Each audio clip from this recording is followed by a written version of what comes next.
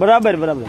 પણ જ્યારે ઈ સમાજની અંદર, ઈ પરિવારની અંદર ક્યારેય આફત આવે, જ્યારે સમાજની એલાન થાય કે આજે આ સમાજની અહીંયા જરૂર છે, આવી રીતે અધોગત થઈ છે, તેથી જરાય મન ભેદભાવ રાખીને કોઈ રાખવાનો નહીં ને સીધું તે એક નાગરિક તરીકે અંદર સંખ્યામાં ગોઠવાઈ જવાનું, મોરિયટ બનવા નહીં જવા.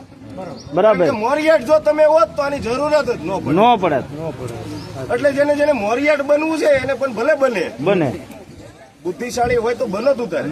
પણ જયારે જયારે આ સમાજ ઉપર આફત આવે છે, ત્યારે આપણા સમાજ ઉપર આફત આવે ત્યારે મોટા ભાઈઓ હોય કે બીજા સમાજના ઘણા બધા વ્યક્તિઓ આપણી સાથે જોડાતા હોય, તો જ્યારે સમાજ ઉપર કોઈ પણ ધર્મ ઉપર આફત આવે કે સમાજ ઉપર આફત આવે ત્યારે આપણા ભાઈઓની ફરજ પડે છે કે આપણે એનામાં જઈને ઉભું રહેવું પડે. બીજું કે આજે એક ઘર ઉપર દુઃખ પડ્યું છે આ દિનેશભાઈ ઉપર, તો કાલ દિનેશભાઈની પણ ફરજ પડવી જોઈએ કે આટલી બધી બોળી સંખ્યામાં આ સમાજ આવીને ઉભો રહ્યો છે, આમાં નામ ન ધરાય એટલી પબ્લિક છે, પણ જે દી સમાજ ઉપર કોઈ આફત આવે તેથી દિનેશભાઈને નામ પૂછ્યા વગર એની સંખ્યામાં જઈને બેહવું પડે.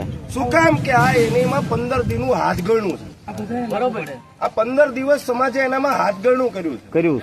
તો આવનારા સમયમાં સમાજ ઉપર ક્યારેય પણ આફત આવે તો દિનેશભાઈ હોય કે મારે પણ ફરજિયાત જવું જોઈએ કે મારા મુખને લીધે, મારા મોઢાના લીધે સમાજ આજે આવીને ઉભું રહ્યું હોય તો મારે પણ મોટા ભાઈઓની અંદર કાંઈ પણ પ્રશ્ન હોય તો મારે જવું પડે. બીજું કે કાલે આપણે અત્યારે દીપકભાઈ ગયા છે હાઈકોર્ટની અંદર, હાઈકોર્ટેથી પિટિશન દાખલ કરાવીને કાલે અહીંયા આવીને જે દીપકભાઈ નિર્ણય લે એમાં અમે નાના ભાઈઓ તમામ સહમતમાં. બરોબર. કાલે પછી એમ ન કે ભાઈ સુરેશભાઈ તમે અહીંયા આવો તો લાશ ઉપાડવી, ભાઈ એકબીજા એકલા વાદ કોદેથી લાશ નહીં રહે, કારણ કે 15 દી થયા છે.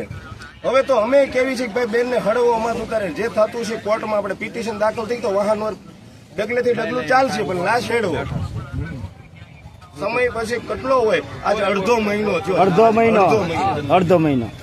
એટલે બને એટલી નાના ભાઈઓને કહેવામાં આવે છે ભાઈ એક પર ન હોય બધી કરવું. બધા ભાઈઓને કહેવાનું છે કે આપણે જયારે જરૂર પડે ત્યારે કોઈ સમાજનું એલાન થાય તો આપણે બધા જશું ને. જયારે જરૂર પડે ત્યારે આપણે જેનું ઉભું રહેવાનું, ધર્મની સભા હોય કે સમાજની સભા હોય, ત્યારે આપણે જેને એક પબ્લિક થઈને ઉભું રહેવાનું છે.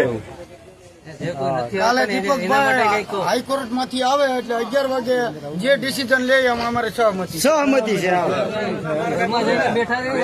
કાલનો ટાઈમ આપી છે, આવી જાય. જો મારી નાયતા જેટલી ભેગી થઈ છે ને, કાલે આપણે એકેય ભેગી નહીં. માની લો કલેક્ટર સાહેબ આવશે કે સાંસદ આવશે, આજે આવે